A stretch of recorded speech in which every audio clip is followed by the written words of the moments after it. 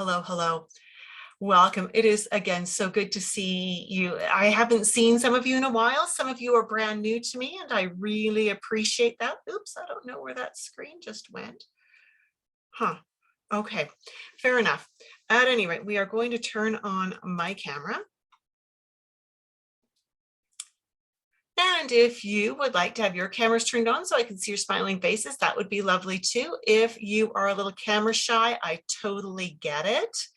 Thank you again for being with me today.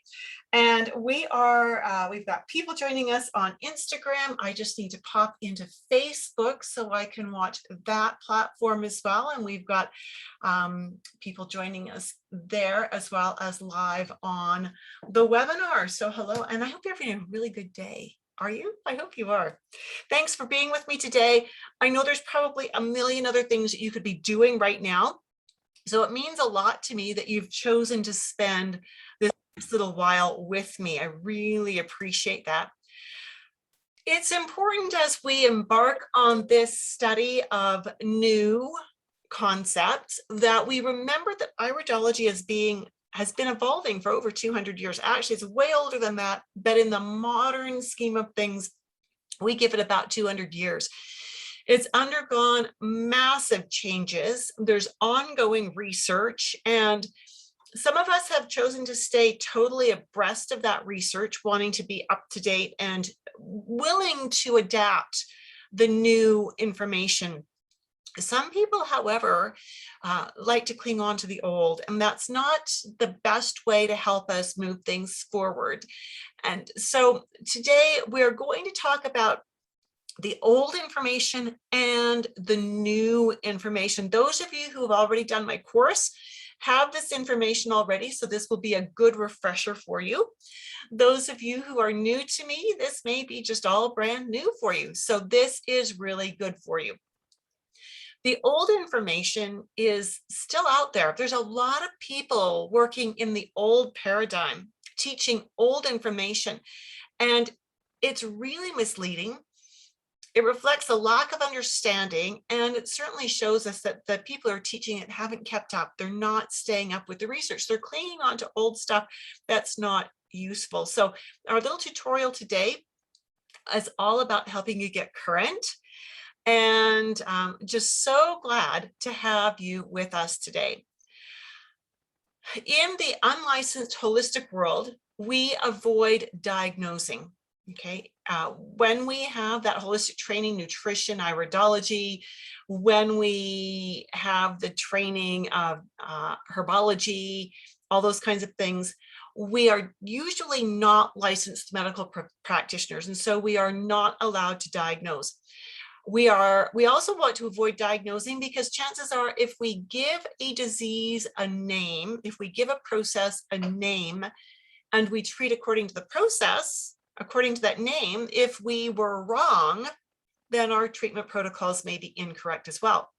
And this has been proven even in the medical world, that when a medical diagnosis is given, if it is incorrect, then the treatment that's given is usually incorrect as well. And that, of course, does not help anybody at any time.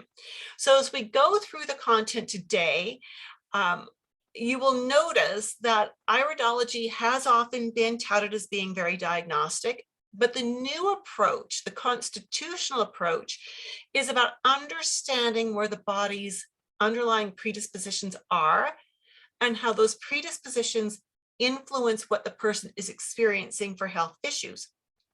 Sound good? Hope it does. So just before we get into that, I'd like to introduce myself a bit. We've got people joining us on Facebook as well as on Instagram, as well as live on the webinar. It is so good to have all of you with me today. Thank you for committing the next few minutes to being with me. When I got into holistic healing, actually it started before I got into holistic healing. In my mid-teens, I got really interested in nutrition. My father had his first heart attack when I was 16. He was only 40. And I was very sure that being his only daughter, I've got two older brothers, and dare I say being his favorite child, and I say that with my tongue in my cheek, that I could influence him, that I could, because he loved me so much, he would do anything I would say. And so I started learning and studying whatever I could about nutrition. Now, back then we didn't have the internet, right? This is way before the dawn of the internet. And but I knew things like, back then, I even as a teenager, I knew that whole grains were more nutritious than white flour. I knew that white sugar was probably not a good thing to do. I knew that canned vegetables had less nutrition than frozen. So I started trying to influence the family, which by the time this was happening, I had one brother at home, the other had already left home. And I didn't have a lot of impact because I was the baby of the family. And if you've ever been the baby of the family, you know that people just think you're stupid, right? They don't believe you for anything that you do. And so I kept trying. I started, we had a grain grinder and we had wheat that my parents didn't know what to do with. So I would grind the grain. I would make the whole wheat bread by hand and try to get the family doing whole grains. I would make pie crusts from whole wheat flour because that would make pie better for us, right? And I really tried to influence. I tried to get my dad to take up jogging with me. That lasted for about 3 little trips around the school field, and then he was done. That was not working. He wasn't willing to put in that kind of time or effort for that kind of discomfort. And so I continued to be interested in natural things. I was really interested in midwifery and childbirth and the process of pregnancy. And I wanted to understand how the body worked. I loved biology in high school. Forget chemistry. Who needs chemistry? Didn't do physics. Struggled with the higher maths a little bit. I can do trigonometry, but do anything else, permutations and combinations, forget it. I have no idea what that even means anymore. But I loved biology. And for one of my high school biology science projects, I went and interviewed my dad's cardio doctor and talked to him about pacemakers and about artificial pacemakers. And he described to me the process of assessing for whether a patient needed a pacemaker and the process of implanting a pacemaker. And then he loaned me a pacemaker to take to school to show the class. And then he volunteered one of his junior colleagues to come and give a lecture to my class. And it was like, whoa. And I just loved what I was learning. It was so amazing. Then I went away to university and discovered firsthand that diet really does influence health. You know, what freshman in university doesn't go AWOL with their diet and suffer the consequences in some way? Pick me, pick me. I did that. And I started getting a grip on my nutrition and eating better. Then I met the man who I married, and we're still married actually, these four plus decades later. And he was into holistic stuff. He was into nutrition. He was into herbs, and he started teaching me at our young and tender ages what he knew. And I grabbed that and I ran with it. I just loved everything I was learning. He also knew a bit of iridology. It was the old school of iridology, but he started teaching me everything he knew, which, as we look back, it wasn't much, but it was more than I was getting anywhere else. And so I was grateful for anything that he was giving me. And so as we were progressing, and as I continued to learn, we got married. We had our first baby, and I was voraciously reading any book I could find on herbs, any book I could find on modern nutrition, on healthy, holistic nutrition. I was really just trying to find anything I could. And so as I learned more and more, I had the opportunity, after we did our little stint at university, we came back to Calgary, and I had the opportunity to apprentice with a local herbalist who was a lay trained herbalist. She was an iridologist as well, and I worked with her for about a year. Baby number 1 came along, and I decided that before baby number 2 came along, I should not be dragging 2 babies to work with me. So I started my own business. Fairly soon thereafter, I began teaching classes because people were hungry for this information. They wanted to know about herbs. Remember, this was the very early 1980s. There wasn't a ton of information out there. There was not a major health food chain anywhere. We had 1 or 2 small health food stores in Calgary. Calgary at that time would have been a population of maybe 400,000 people, and it was a big city by Canadian standards. It's much bigger now. But we would go to our local health food store. It didn't have a huge selection, had a few vitamins, a few herbs, but it was mostly foods that the owners were buying from local producers and local farmers that were saying they were growing it without herbicides and pesticides. And so that was really cool. Sadly, that health food store is no longer around, or I would still be shopping there. And as we continued, and I kept studying and learning, and I found courses that I could do by correspondence because we didn't have internet and there was nothing being taught face-to-face. And I added credentials and I started sharing what I knew with my clients, started offering classes through city venues, and really started working to get the word out there about nutrition and herbology especially. So over the years, and I've been in this industry for over 4 decades now, I've written many books, published, self-published, and self-distributed. So you're not going to find them on Amazon. Most of them are due for a rewrite because they kind of need some updating. Pregnancy Naturally, the Herbal Birth Kit Handbook, Healthy Kids Naturally, The Essential Guide to Nature's Sunshine Products, Biokinesiology and Color Therapy Level 1 and 2. And my most recent book that just was finished about 4 years ago is the Confident Nutritionist Dynamic Iridology Textbook. I've also created and taught many courses, Herbology Level 1, which was one of the very first course I ever designed. And it was 20 hours of training geared towards teaching people how to use commercially prepared herbs. And this, like I said, this is like 35 years ago. People were hungry for this information. And they loved that information so much they wanted more. So we created an advanced level, which was 16 hours of how to use commercially prepared herbal combinations, how to understand what the ingredients were, how they work together, how what the front of the label said might be a very limited perspective of what the combination could actually be used for. And so with all of that, it's continued on, and I've taught those courses, Biokinesiology and Color Therapies Level 1 and 2. For a while, I was a certified prenatal educator with ICEA. So was teaching, preparing and teaching those classes. That was a ton of fun, really had fun with that. And now my first lab now is teaching the Dynamic Iridology Assessment System, which is a course that is approved by IPA, which is the International Iridology Practitioners Association, with whom I am a certified iridologist and a certified instructor. And the Dynamic Iridology Assessment System gives you all of the curriculum you need should you decide you want to certify with IPA. I am also a proud member of the Canadian Association of Holistic Nutrition Professionals, the Canadian Association of Natural Nutritional Practitioners, and the Alberta Herbalists Association. All righty. And I have always loved teaching. Actually, when I went to university, I was studying to be a teacher, ran into some problems with that in that one of my deans, who needed to give me approval to go on to do my final year of student teaching, took me aside and said, "I've seen you in the classroom. You don't belong with children.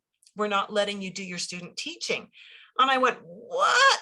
And so I went and I did the psych evaluations, right, for aptitude. And they said, "Actually, you would be a really good teacher. You just shouldn't be with kids. You need to be teaching adults." And that was such a saving grace for me to learn that teaching children would not be my calling, that it wasn't where my passion was. And it was absolutely right. My passion is with teaching adults. So with that, I'm just going to spend a moment here to just mention the Dynamic Iridology Assessment System for Holistic Health Professionals course, which will be starting again on November 11th. This is the only live, online, fully mentored course for nutritionists, herbalists, and naturopaths, and other holistic health professionals who want to streamline their clinical work without sacrificing client care. None of us wants to be shorting our clients anything they need. But we also don't want to be spending hours and hours and hours creating protocols. So when my students have learned this system well, it actually helps them to ditch the overtime that they're currently putting in to create client protocols. It helps them to create programs that their clients can actually stick to without being overwhelmed, which increases client compliance, client success, and long-term retention, which is exactly what we are really, really interested in. So if you're a holistic health professional who's interested in learning iridology, and if you want to learn more than just iris markers, if you want to learn how the iris markers play off each other, if you want to be mentored in learning how to create programs for your clients, and if you want long-term support and mentoring even after the course is finished, or if you're already trained as an iridologist and you want to update your skills, and if you are prepared to invest in a fully mentored learning experience, stay with me. At the end of our time together today, I will show you information on how you can get more details on this upcoming course. Sound okay by you? I love interaction. I love to know that you're actually not falling asleep on me. And I'm just trying to make my screen's big enough so I can see everybody I need to see. There we go. So if you have, as you have questions during the presentation, please post them in the comments or chat box, regardless of whether you're with me on Facebook, on Instagram, or on the webinar with me live. And we will circle back to those at the end if there's time and answer them for you. But for now, let's look at some eyes. Sound good? I love this, that I'm seeing so many people that I haven't seen in a while join me on the various platforms. All right, let's look at our first thing. We're really talking today about the language of iridology and how old language and old understandings are inaccurate and new language and new understandings are where we want to be. When I first learned iridology, I was taught that these markings were called lesions. Now, I don't know about you, but when I think of lesion, I think of cancer. I think of a cancerous lesion. And the definition of lesion is a region or organ or tissue which has suffered damage through injury or disease, such as a wound, ulcer, abscess, or tumor.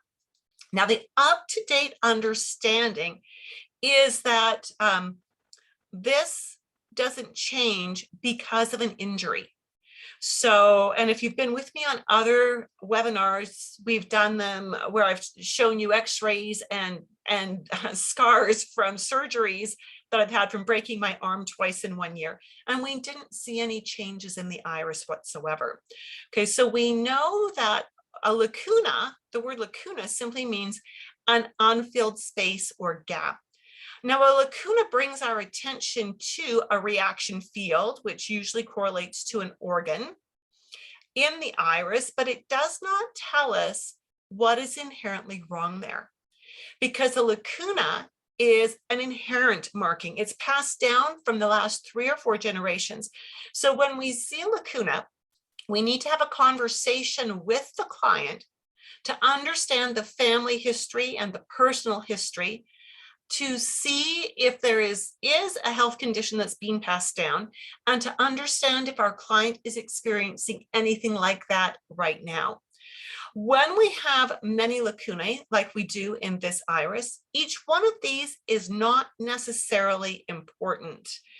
It's more important to look at the overall scope of things, and that would be things like, because having this many lacunae tells us that there's a predisposition. I'm just going to move my phone closer for those who are with us on Instagram. Sorry if that's a little bit wobbly for you, but this gives us an underlying overall predisposition. Now, if the client has come in with a specific health concern, and knowing iridology the way we do, we are able to tie it back into one of these markings that will give us much information and give us also the questions we need to ask. When we've got a lot of different lacunae, we need to understand how they interact with each other, how they play off each other, and that gives us depth of knowledge in working with these people. It must be remembered that the client may be fully aware of any health risks in the related area and may already be doing what they need to do. And so it may be that there is nothing more that needs to be done. Remember, when they're doing the right things, it's not going to change this marking. It's not going to make this disappear. These are not going to go away, right? These are not going to change. And so we need to avoid saying you have this problem, right? We can ask, is there a personal or family history of issues in this area? The sodium cholesterol ring versus the lipemic diathesis. So I was taught originally that this white ring coming around the edge was a sodium cholesterol ring, that it always meant hardening of the arteries. It always meant elevated cholesterol. There is sometimes a correlation between this ring and cholesterol and hardening of the arteries and even senility, because of course that would mean that we've got circulation being impeded in its journey to the brain. But the new names that we use for this, lipemic diathesis is the umbrella name, it's the overarching name, but then this breaks down into corneal arcus, corneal annulus, those can both also be called corneal opacity. And because this is a term that then describes what we are seeing an arcus or an annulus or opacity here. Now, when we see this marking, again, it's not a guarantee that there is a problem, at least not with circulation necessarily. Where we want to be focusing our questions here is to do with how the body handles its carbohydrates and manages its lipids. So when you know your anatomy and physiology, we know that we are then looking for things that maybe have to do with the liver and the pancreas, because the liver and the pancreas have a strong influence on how the body handles its carbs and manages its lipids. This is actually primarily an earned sign as opposed to an inherited sign, although there can be genetic tendencies behind it as well. All right, these wrinkles in the eyes, oh, we see lots of these, don't we? These used to be called nerve rings or stress rings. We now call them contraction furrows. In the understanding we had so many years ago, we were taught that these were the result of being under constant persistent stress. We were taught that if there were 3 complete rings going all the way around, that the person was either heading into or just coming out of a nervous breakdown. Now we know that none of that is right. I can't tell you how many people in my early days that I said, ooh, gotta watch you carefully. You know, and that wasn't right. It was totally wrong. These rings tell us that a person is more prone to functioning in the sympathetic nervous system, which means that they function under the umbrella of fight, flight, or freeze all the time. Given the opportunity, they will react or overreact to a stressful situation. What does this really mean for them? It means that they probably need extra support, and we need to ask them if they're doing these things, because again, these wrinkles are not going to go away. We need to find out, are they getting adequate B vitamins, vitamin C, calcium, and magnesium? What do they do to help manage their stress when they're under stress? This doesn't mean they're always under stress. It just means that they respond to things in a more stressful way. I've got a daughter who's got these. This isn't her eye, but I've got a daughter who's got lots of these. And she's in her early 20s. And when she gets home from work, I know the first thing that she's going to want to do is she'll find me, usually in my office, and she'll sit down and she'll want to unload for 15 minutes and tell me all about her day. That is one of the most important things that she can do to help manage her stress. And of course, she eats with us, so her nutrition is quite good. And I lay out supplements for her because she'll forget to take them otherwise. But our goal here is to make sure she has the nutrients she needs to be able to not overreact to stress as much, because when you overreact to stress, your adrenal glands were under stress to begin with, and now you're overreacting. That's going to create more stress. It feeds itself, right? So these, again, are just an indication in many cases of people who inherited the ability to overreact to stress and to burn through their nerve nutrients too quickly. All right, does that make sense? Is this making sense for you? And I want to tell you that I love questions and comments. So if you want to post questions or comments in whatever platform you're on, again, we will circle back to address them at the end of our time together today. Venous congestion. Now, for those of you on Instagram, this might be a little harder to see.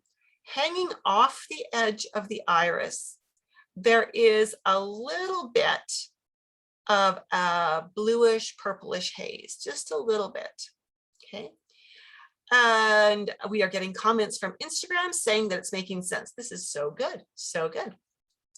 When we see this bluish purplish haze, this used to be called venous congestion. Now we call it a circulatory ring. And it's not always that the veins are actually congested or sluggish in and of themselves. Now it's interesting because what I have seen is that this actually has a stronger correlation to how the circulatory system responds to blood sugar imbalances and tired adrenal glands. Okay, so when I'm working with someone who I know from our conversation has tired adrenals, or I know from our conversation that their blood sugars are probably really out of whack, I know I'm going to see this. And it's going to be more prominent. And again, this is inherent. The flip way of looking at that is when I see this, I know I need to ask about their adrenals and their blood sugars, right? And when I do that and I find out that they likely haven't figured out yet how to eat to keep their blood sugars balanced, or that they haven't yet figured out quite how to support their adrenal glands, then I know we've got work to do. Now, they may be doing all the right things, and this will still be there because this is their genetic or inherent predisposition. And so when I ask them about blood sugar balance, they will then maybe say, yeah, actually, yeah, I figured that out a while ago. And I know if I don't eat regularly and if I eat too much sugar and refined carbs or drink too much alcohol, I really run into trouble. So they have it figured out. So this is great. And Pons Esther on Instagram is saying that it's very helpful. I am so glad it is. The next one we want to talk about is called Parasite Lines, also known as radii solaris, which really means rays of the sun. And they kind of look like that. I often describe it as spokes on a wheel. What we need to remember, though, is that the eyes can only teach us about things that are genetic. Parasites, the presence of parasites in the body, not a genetic situation, right? The presence of parasites in the body is dynamic. Radial furrows, however, which is what we're seeing here, which is a narrow separation between the fibers of the eye, are genetic. So when we see this, it teaches us that there is potentially a weak link in the body. And it might be a weak link where the body has challenges putting nutrients in and taking garbage out. And it might actually be an area that is more prone because it has the right terrain to support parasites. But this is not a guarantee of parasites. This actually teaches us about so much more than parasites. It teaches us, again, that there could be an interruption in the nerve feed. It teaches us that depending on which organ reaction field this is in, there might be a challenge getting nutrients in and garbage out. And so as we look at this, we need to think way beyond parasites. Now, when I do see these, I will often ask the question of, have you ever traveled anywhere? And I put my tongue in my cheek and I tease a little bit when I say this.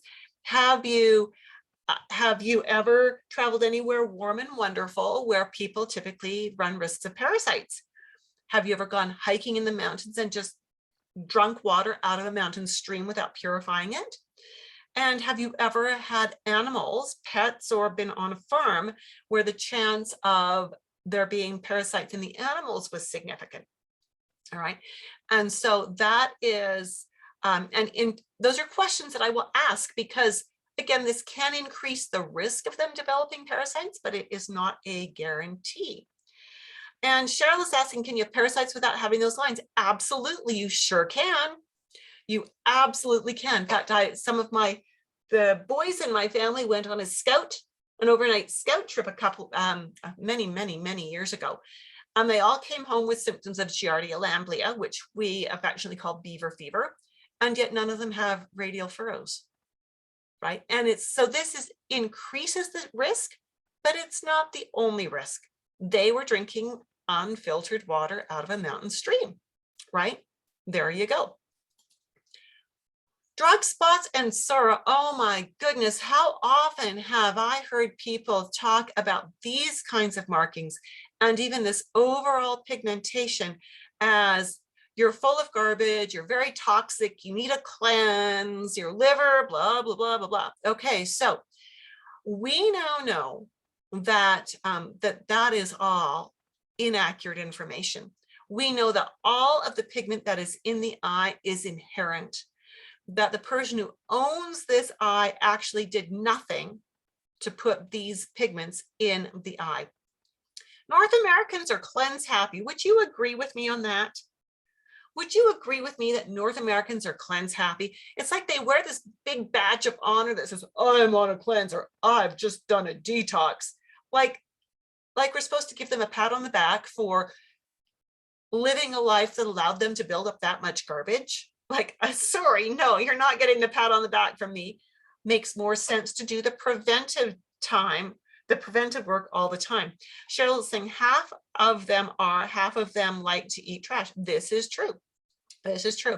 And they think that they can, as I say, run through the house with muddy shoes repeatedly and then come back and do the one major cleaning only to run through the house with muddy shoes again, right? It doesn't make sense.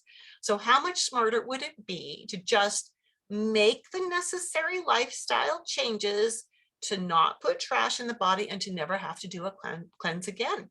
So having said that, there is no scientific proof at all that these pigments are the result of chemical drug use or chemical exposure or toxicity. There is no proof that these pigments can be cleansed out of the eyes.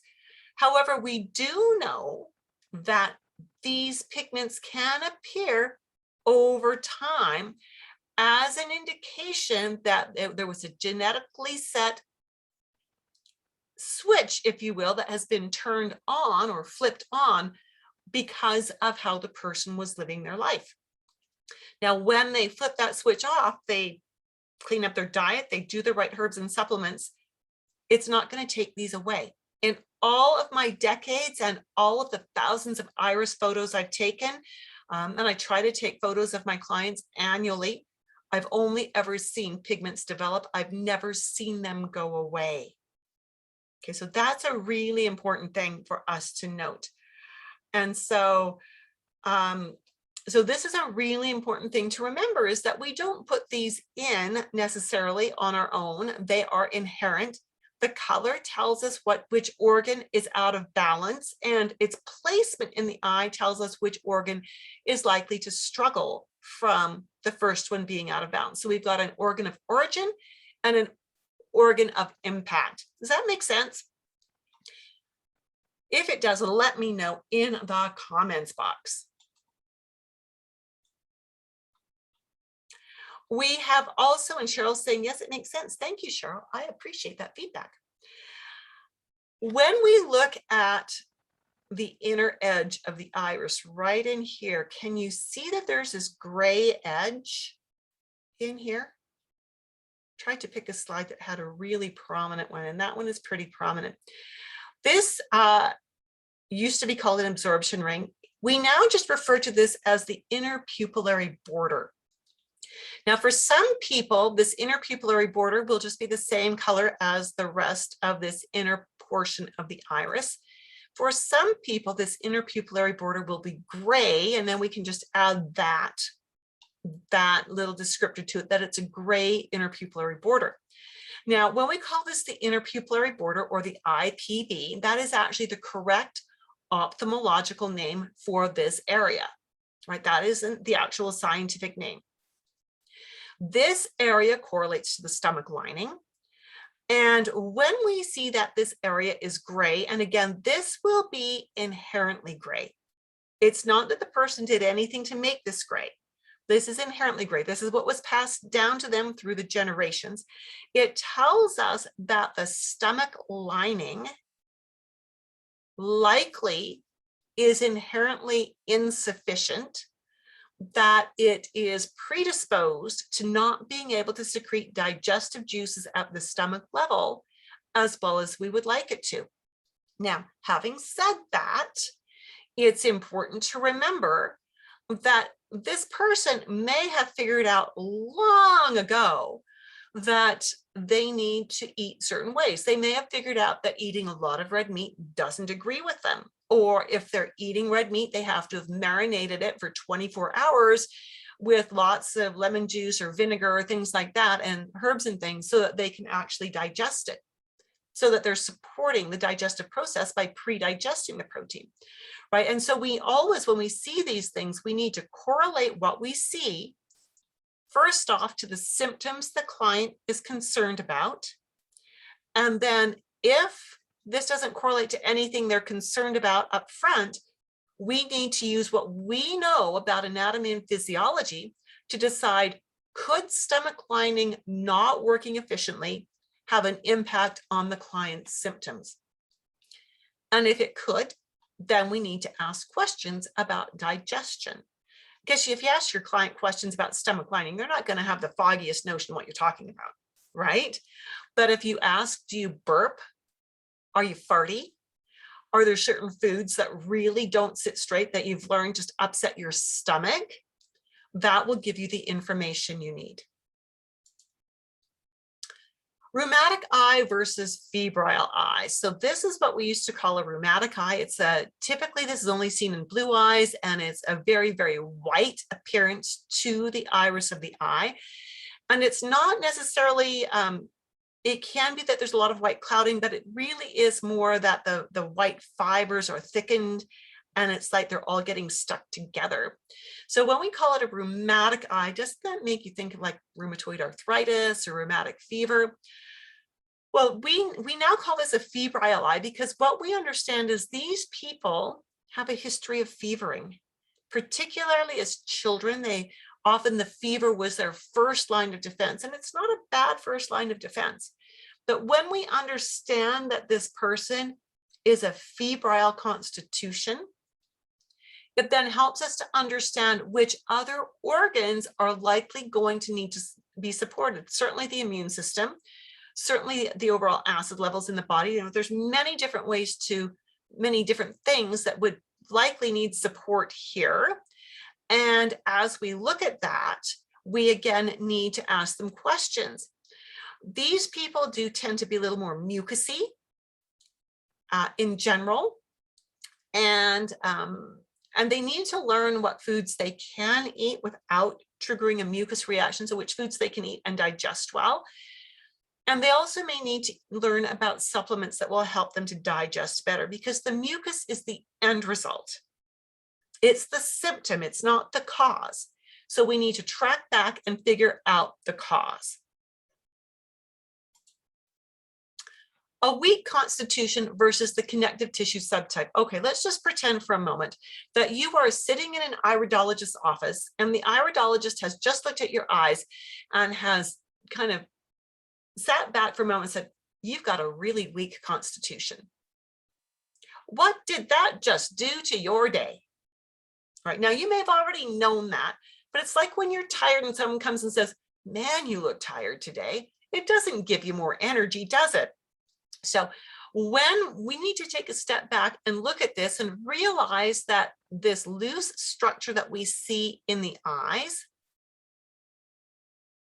all over the place, lots of looseness to the structure, tells us that this person's body needs a little more love, ongoing, constantly, to put nutrients in, to help take garbage out, to support the immune system, to help them, depending on where we're seeing things, help support specific organs as well. And so as we do this, we need to remember that this is all about understanding them and what they need. It's not about diagnosing you have a weak constitution, right? So when we look at this, it almost doesn't matter if we see this kind of a loose fiber structure. We know that this one is someone who needs to learn their own rules of health. They need to learn them really, really well if they're going to enjoy good health. Now, sometimes we'll see people that have a really tight fiber structure overall, and people will be told that they're robust, they're resilient, and we're going to talk about them, I think, on the next slide here.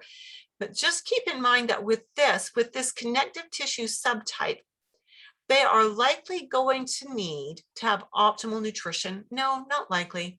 They need to have optimal nutrition all the time. They don't have the leeway to slip up and to cheat. Their body really needs the higher nutrition level because they don't absorb it well, they don't use it well. So in order for them to get a teaspoon worth of good, they've got to have a shovel full of good nutrition.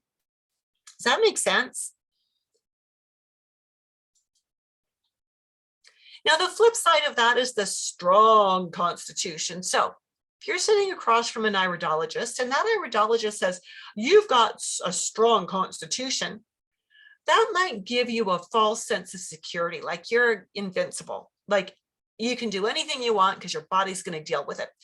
When in reality, what it means, your body is more resilient. Your body will work to stay well. It will work with what you give it for as long as it can, and it will ward off disease. It will repair itself. But there comes a point in time when even a strong constitution, someone whose body really wants to be well, will finally look at them and go, yeah, that's enough garbage for today.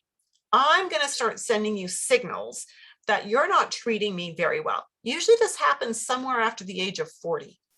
And this is when the client starts coming in saying, I don't understand. I've never been sick a day in my life. And now I've got, and they run down this whole list of problems that they're having. Well, it's because they did not do their lube jobs and oil changes. They weren't doing their constant ongoing maintenance. So these people need to be taught. First off, they are a neurogenic subtype, not a strong constitution. They're a neurogenic subtype. They still need to be taught to eat properly, have good nutrition, have a healthy lifestyle. And one of the challenges they have is that they want everything to be just so. So they crave peace and calm, and sometimes it backfires because they want to be in control of everything in their lives. That doesn't work very well, and that disrupts the peace and calm they are searching for. But it's that desire for peace and calm that gives them the name neurogenic. Bowel pockets versus crypts. So I was taught originally decades ago that these little marks in here always meant that there were bowel pockets, that there were weak links in the intestinal wall where the body was holding on to garbage, and that even if a teaspoon of that garbage was actually liberated into the system, it would be toxic enough to kill a person. What we now know is that is not correct. Okay, we don't have a way of looking inside the body to see if there are these pockets, which a doctor might be called diverticuli. We don't have that ability. Now, if you've got that ability, if you're a licensed medical professional, and if you can requisition that kind of stuff, then that's great. You might be able to do something, but don't do it under the umbrella of being an iridologist. Do it under the umbrella of being whatever kind of medical doctor you are. What we do know is these little areas are properly called crypts, and they suggest that there are areas of weakness where, again, it's going to be harder for the body to put nutrients in and to take nutrients out. So when we see this, again, we want to be doing things to keep that bowel healthy. And we want to be working primarily with diet, but also with supplements if necessary, and with lifestyle if necessary. The autonomic nerve wreath. Again, in the old school, old days, we were taught that this is called an autonomic nerve wreath. We now call this a collaret. Now, the collaret is such as a much better name for this, because when we talked about this as being the autonomic nerve wreath, we only thought it taught us just about the autonomic nervous system. Under the umbrella of Collaret, we know that this ring does teach us about how the autonomic nervous system, or the sympathetic and parasympathetic systems, function, how they balance with each other. But we also know this teaches us about bowel tone. We know it teaches us, just on the outside of it, how nutrients are transported and used. When we see different pigments on the collaret, it again teaches us about nutrient transportation, nutrient utilization, teaches us about how different organs want to function. So the collaret gives us, when we use the description of the collaret, we understand so much more. It broadens our horizons as to what this marking, the placement of this ring, can actually teach us. The lymphatic rosary, or the hydrogenoid subtype. So while it does look like a rosary, and it is in the lymphatic zone of the iris, this is not a guarantee of lymphatic stagnation, which is what we were taught originally, that this was always a guarantee that the lymphatic system was stagnant, that if we could get that lymphatic system moving, we would see these disappear. We now know that is not true. This is an inherent marker. It is not going to go away. It's going to be there as a reminder for you. Individually, these markings are called tophi. And together, when we see this many of them, it puts this person into what we call the hydrogenoid subtype. Now, the predisposition to this, that this person has, often is sluggish lymphatic circulation, but we always need to ask the client, what are you doing? That wasn't the right tonality to use. Not what are you doing, but what are you doing for your health, right? And so when we look at this, we want to find out, have they done diet corrections? Are they being physically active? Are they getting enough water? Are they limiting their refined carbohydrates? But we also want to know, does this tie into what the client was concerned about? If this client was concerned about something that has not much to do with the lymphatic system, then we're probably not going to focus here right away. We might come back to this in an appointment or two, but not right away. And so as we look at this again, we need to ask the questions about what are they doing? How's their immune system? How is it functioning? What's their history of infections, of swollen lymphatic nodes, things like that? And what are they doing for their lifestyle? And that will give us much more information, rather than just telling them your lymphatic system is gummed up, because we don't know if it is or not. We know that it wants to be, but maybe this person figured out years ago that dairy products and white flour and white sugar were not helping them. Maybe they figured out that going for a brisk walk for 30 minutes every day, really good thing to do. And as we look at all of these things, then it becomes the possibility that we will find whether this is impacting them right now or not. And if it's not, then we can, in a future appointment, make recommendations to help this remain a non-issue. So now that you know what some of the modern constitutional language is and why it is so much more meaningful and useful in a clinical setting, if you are a holistic practitioner and you want to learn more about the dynamic iridology assessment system, then, and if you want to learn iridology at a level that is way beyond one marking means one problem, then you might want to know more about the course that starts on Thursday, November 11th.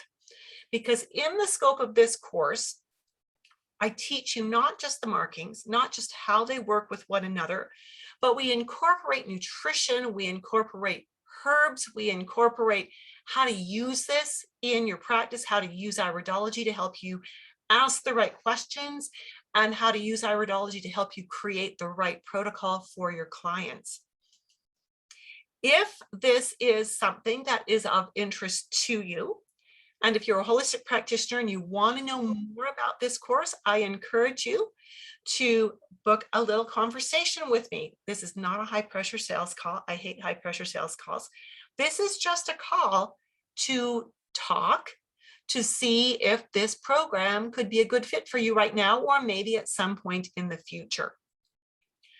All right, so that is tinyurl.com/dynamic-iridology-insight-call. So I look forward to speaking with you and answering any questions you've got about the program. Now I'm just scrolling back and I actually answered the only question that came in. So I'm wondering, any other questions there? And Cheryl says, I'm interested, but wouldn't be able to afford it at this time. Cheryl, you know, we should maybe have a conversation. And I say that because there are payment plans available, and we should just talk. We should just talk again. No pressure at all. Just a conversation. So if you're interested, go ahead and book the call. And so how much is it? We cover that in the call. Right? We cover that in the call. And so, because there are different payment plans available and so on and so forth. So if you're interested, then go ahead and book that call and let's have a conversation about it. Cheryl's asking, how long is the course? The course is 20 weeks long, 2 hours once a week for the live webinar training. And that gets you the curriculum. And there are so many more things that are included, like you get recordings of every class, you get a downloadable 200-page textbook, downloadable iridology map, all of your learning materials are included. And at the end of the 20 weeks, then if you're interested in certifying, that's when we begin preparing you for certification. You're not ready to certify at the end of the 20 weeks. We need to do some extra mentorship using all of the curriculum to help you get ready. So if that is of interest, please feel free to book a call. Laura, you are welcome. So glad you joined us today. Tiona, we include some information about nutrition and herbs. It is not a nutrition course. It is not a herbology course. What I like to do is, if the students have that background, I like to get their input. So as we're looking at a marking and talking about what it means, I will ask, and what would you want to do with herbs, or what would you want to do with nutrition, right? And so we get drawing in on that. And Cheryl, I'll answer this one question, then I got to take off because I'm teaching a cohort today at noon. Lady, I know does iridology. She told me my eyes should be more blue than they are. I have too much yellow in them, too much inflammation. Definitely curious to know more about iridology. Cheryl, I will tell you, the yellow is inherent. Anyone who's telling you your eyes should be more blue is using old iridology.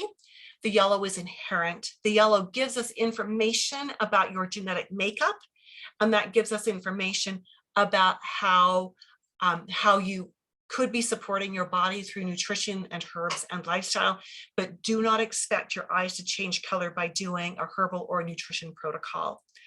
There we go. Thank you so much for being with me today. We've got people saying online that thank you for this. That was great. And pigments are genetic. They absolutely are.